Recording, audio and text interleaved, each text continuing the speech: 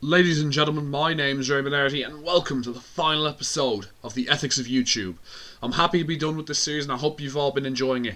In this episode we will be discussing the biggest issue surrounding YouTube right now, which is YouTube Kids. It has caused many YouTubers to lose money on their videos, while also causing problems for parents, which I'll explain in this video. It all started in 2015 when YouTube Kids first launched. YouTube launched the app to stop children under the age of 13 from accessing the main site and finding adult content. It would also promote content made specifically for children, mostly children under 6. YouTube Kids had also blocked content not made for children, as well as completely disabling likes, dislikes in the comments section. Even at the launch of the website/app, YouTube Kids had problems filtering content, but the issues with YouTube Kids didn't really become widespread until 2017, when reports of inappropriate videos using popular characters like Spider-Man and Elsa started popping up all over not just YouTube, but also YouTube Kids. These videos contain graphic, violent sexual situations, fetishes, obscene language, use of drugs and alcohol, injections, toilet humour, and dangerous or upsetting situations or activities, and they led to children being traumatised according to parents, and also developing trust issues with the characters they like.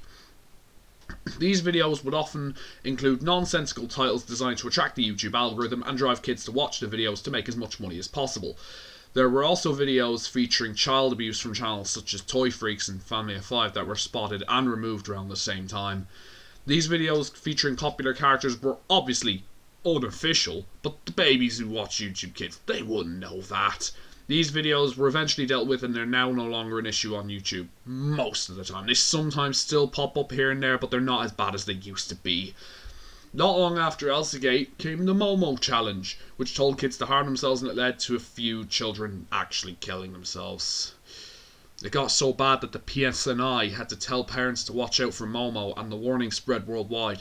This was by no means the end of the issues for YouTube Kids. In 2019, YouTube was found to be in violation of the Children's Online Privacy Protection Act, and this led to a massive change in how YouTube was run in general, because since then, YouTubers have had to state whether their videos and channels are for children or not. Targeted advertisements also banned on YouTube Kids, because there used to be tons of product placement and ordinary looking videos for stuff like Kinder Eggs and McDonald's. The amount of Kinder Egg videos was just ridiculous, and Ryan's World was full of McDonald's ads.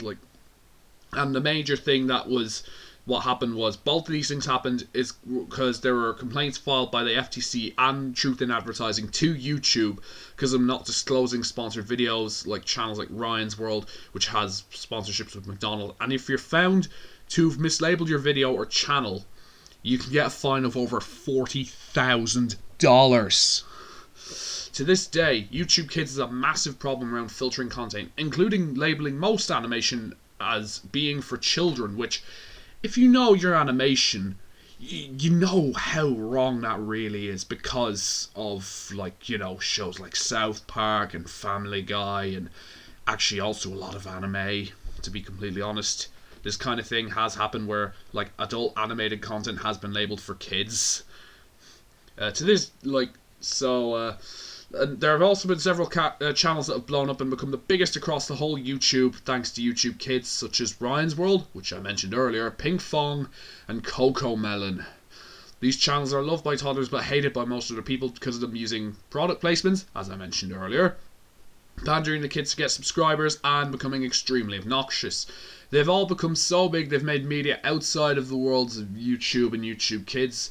Ryan's World has a TV show on Nick Jr. and another series on Amazon Kids, as well as a video game on PC and all major consoles. It sucks. Pink Fong have made billions on Baby Shark, which is now the most watched video on YouTube with over 10 billion views. That only came about just recently, that achievement, by the way.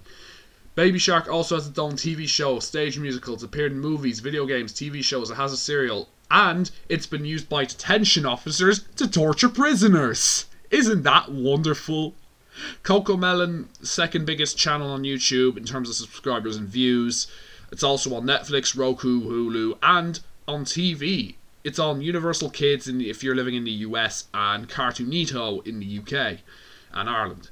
My conclusion here for this video and this series is that YouTube Kids truly is a confusing place where tons of inappropriate videos slip through the cracks and onto the iPads of 2-year-olds who end up traumatized and in the future developing trust issues and weird fetishes.